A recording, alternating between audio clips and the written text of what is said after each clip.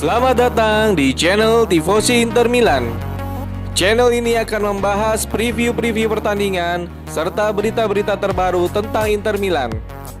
Jika Anda mengaku Interisti, silakan Anda klik tombol subscribe, like, share, dan komen di kolom komentar. Forza Inter.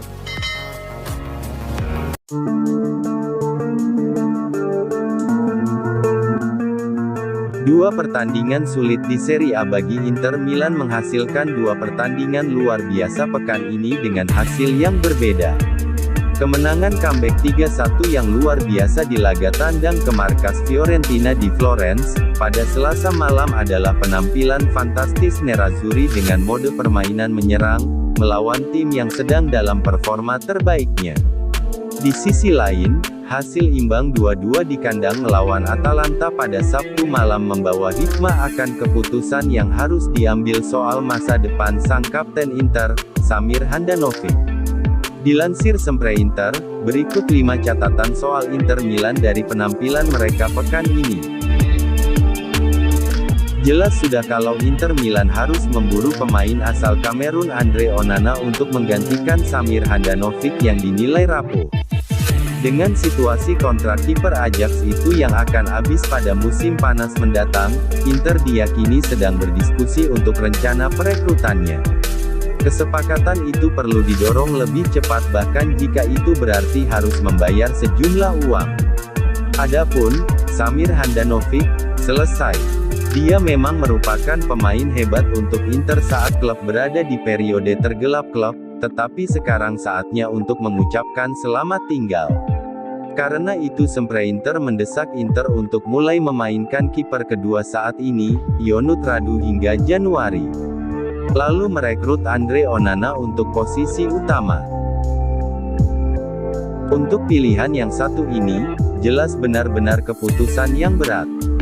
Beberapa orang mungkin berpendapat bahwa Inter telah berjuang mencari sosok yang tepat menggantikan Javier Zanetti dalam perannya sebagai kapten sejati. Jabatan yang dipegang Samir Handanovic saat ini diyakini hanya sementara pasca amukan Mauro Icardi yang berujung hengkangnya sang bintang ke PSG. Dengan kian menurunnya performa Samir Handanovic, inilah saatnya untuk proaktif dan mencari seseorang yang baru untuk menggantikannya dan diserahkan ban kapten. Nicolo Barella belakangan menjadi kandidat kuat seiring penampilan konsistennya yang agresif di lapangan tengah. Adapun pemain timnas Slovakia, Milan Skriniar juga bisa menjadi pertimbangan mengingat loyalitasnya ke tim.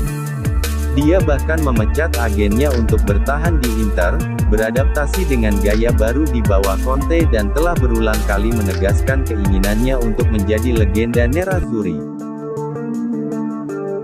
Dengan kepergian Romelu Lukaku, tekanan dan beban mencetak gol sampai di pundak Lautaro Martinez. Didorong ke dalam tim mengikuti kisah Mauro Icardi, Lautaro harus beradaptasi hampir sepanjang karirnya di Inter karena perubahan posisi dan peran di lapangan. Namun, sepertinya tahun ini Lautaro Martinez menunjukkan kematangannya dalam bermain. Posisi sebagai striker utama Inter adalah jaminan dari permainannya selama ini. Didukung oleh si angsa dari Bosnia, Edin Dzeko, Lautaro telah memulai musim dengan penuh percaya diri dan terlihat berbahaya di dalam dan sekitar kotak penalti lawan, sesuatu yang tidak selalu dia miliki di Inter. Tahun ini tampaknya menjadi tahun untuk menembus batas 20 gol di Serie A. Meski gagal mengeksekusi penalti saat Inter ditahan imbang Atalanta 2-2, penampilan Federico Di Marco tetap dinilai sangat positif. Penaltinya yang membentur mistar gawang membuat Inter hanya mampu bermain imbang melawan Ladea di San Siro. Momen besar pertamanya, dan bisa dibilang peluang besar pertamanya untuk mendapat sorotan namun mantan pemain Sion itu gagal. Di Marco tampaknya merupakan pilihan yang aneh untuk melakukan tendangan, tetapi mengingat kemampuan eksekusi bola matinya yang luar biasa, hal itu dapat dimengerti.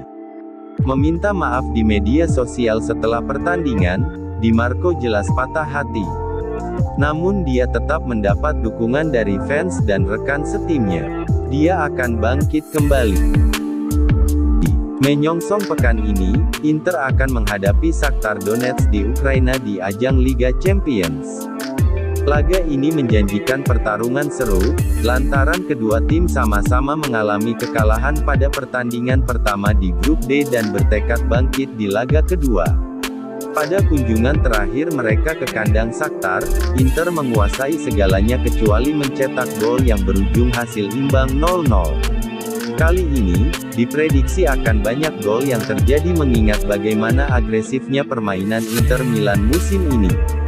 Laga melawan Real Madrid, meski berakhir dengan kekalahan menyesakkan, adalah contoh betapa Inter era Simone Inzaghi saat ini lebih memainkan pola menyerang ketimbang saat era Antonio Conte yang cenderung pasif dan menjemukan dalam format permainan bertahan.